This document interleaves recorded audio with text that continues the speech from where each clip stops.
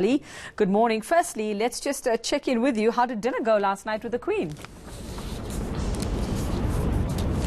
It seemed to go without hitch, really. Donald Trump's speech was shorter than many people had expected. It was pretty standard. There were no off-the-cuff remarks in there that grabbed the headlines. He praised those relations, those long-standing relations and ties between the two countries, had praise for the Queen as well. But certainly it was shorter than many people had been expecting. It was very much scripted. He didn't go off script as he sometimes does in his press conferences and rallies, clearly wanting to strike the right tone at the state dinner as he sat next to the Queen. Yes, but then it all seemed to be a different story when he was on social media, Ollie. It seems like he's reignited this feud with the Mayor of London and calling him, what was his word, a loser?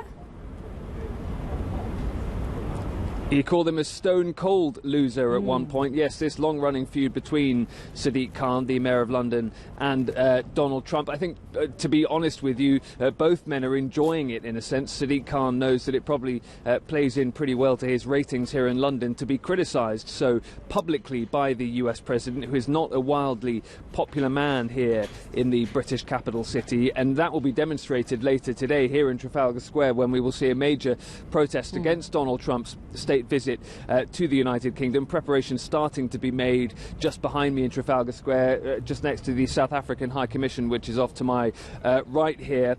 Over my shoulder, you may be able to see Donald Trump himself, or a model of Donald Trump, sitting on a golden lavatory, and signs saying "Dump Trump" are being erected alongside that model of Donald Trump. As I say, reflecting the strength of feeling here in London, with many people here in the British capital feeling that Donald Trump shouldn't have been extended the honour of a state visit.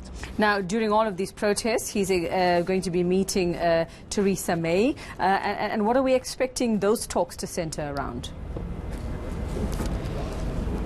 It's going to be very interesting indeed. They're holding talks this morning with business leaders, and then we're expecting that among the topics that they could discuss will be climate change. She may have some words of criticism for the US president on that.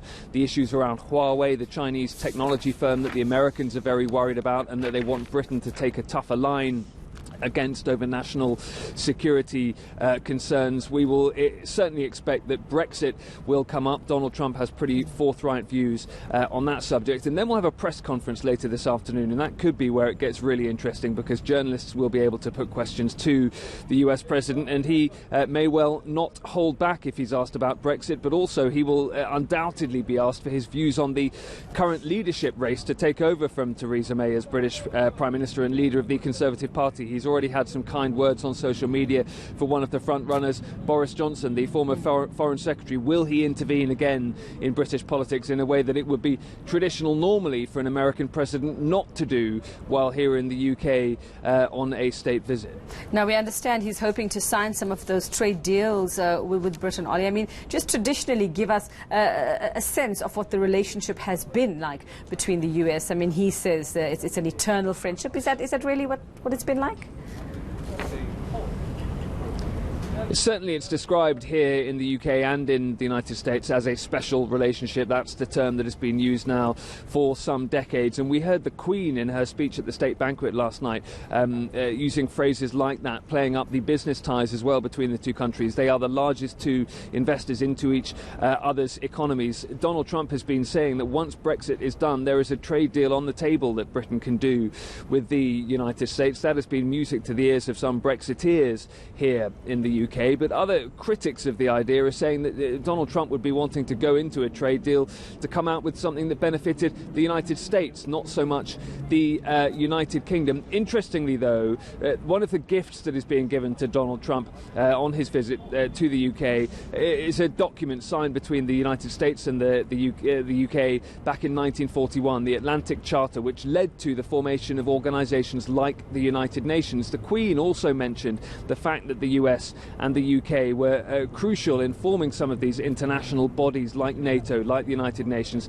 That certainly is a not very well veiled nudge at Donald Trump at the fact that he's been really critical of some of those international bodies, the UN, NATO, even talking about pulling out of some of them. So the Brits, while he's here, wanting to press on Donald Trump the idea that international cooperation, some of these international bodies are important and should be worked on rather than railed against. Okay, well, should be a very interesting day ahead there in London. Ollie, we'll let you get to work.